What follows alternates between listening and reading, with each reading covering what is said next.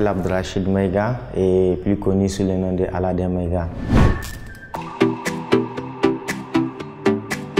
Moi, je suis réalisateur déjà. Je fais des films dans le domaine du cinéma, film fiction, film création. J'ai déjà gagné plusieurs prix sur le plan international avec des courts-métrages. Et là, je suis aussi journaliste reporter d'images parce que depuis un certain moment, je travaille avec Canal+ et je leur fais des petits reportages concernant le Niger et aussi des grands reportages notamment sur les affaires mystiques aussi. Et je suis journaliste reporter d'images au studio Kalangu. Donc avec eux, je fais beaucoup de vidéos qu'on met sur les réseaux sociaux, Facebook et tout. Parallèlement aussi, je porte la casquette de promoteur culturel parce que j'organise quelques événements et dans la région dans la ville de Niamey et aussi à l'extérieur.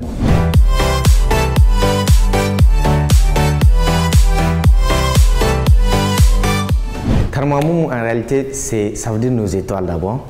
Nos étoiles, une étoile, c'est vraiment c'est quelque chose de beau, c'est magnifique. On les voit à travers la nuit, dans le ciel, et on a souvent envie de contempler les étoiles, c'est beau et tout.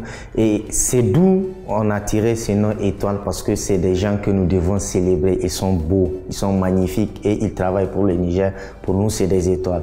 Donc, au Niger, nous n'avons pas la culture de célébrer nos étoiles. C'est-à-dire que quand quelqu'un réussit quelque chose, il faut prendre juste un simple exemple. Quand vous voyez une star, la majeure partie des gens, ils vont voir une star nigérienne, mais ils ne veulent pas s'approcher de cette personne, demander une photo ou un autographe parce que ils n'ont pas un super grand respect pour la personne ou quelque chose comme ça.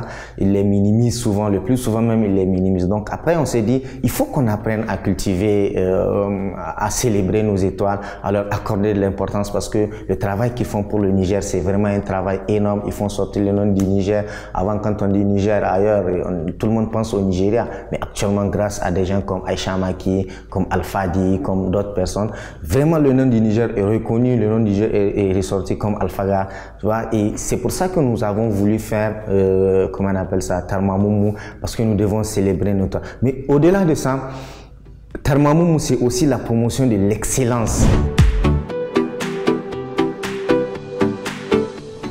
Le bilan, on est toujours en train de faire le bilan, mais d'après les retours que nous avons au niveau des artistes, au niveau auprès du public qui ont assisté à l'événement, vraiment on va dire que c'est un bilan positif parce que nous avons fait environ 600 cartes d'invitation pour 600 places et la salle était pleine.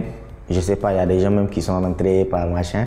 Les médias étaient là, tout le monde était là. Vraiment, les gens ont apprécié, les personnalités, tout le monde était là. Vraiment, on était en direct sur les réseaux sociaux qui a fait environ 40 000, je pense, vues.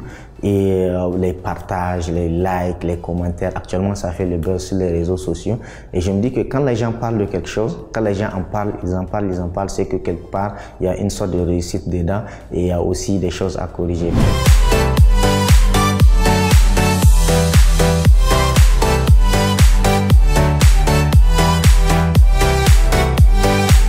La polémique, vous savez, on est dans un pays à 98% musulmans, d'accord, comme on le dit tout le temps. Mais déjà, il faut noter que Tarmamoumou, c'est pas qu'on appelle ça, c'est pas un événement religieux, d'accord. Et nous avons bien exigé sur la carte d'invitation tenue de ville et tenue traditionnelle ou bien création artistique, d'accord. Maintenant, c'est quoi le problème? C'est que la fille, elle a porté une tenue qui choque. Moi-même, je n'ai pas vu la tenue pendant la cérémonie, mais quand j'étais allé sur Facebook, j'ai dit, mais waouh, c'est choquant ça. Moi-même, j'étais choqué, mais après, je pense que déjà, je vais le dire, au niveau de la sécurité, ils n'ont pas assuré parce que quand ils voient une personne habillée comme ça, ils devaient l'empêcher de rentrer parce que c'est noté que c'est tenue traditionnelle et tenue moderne.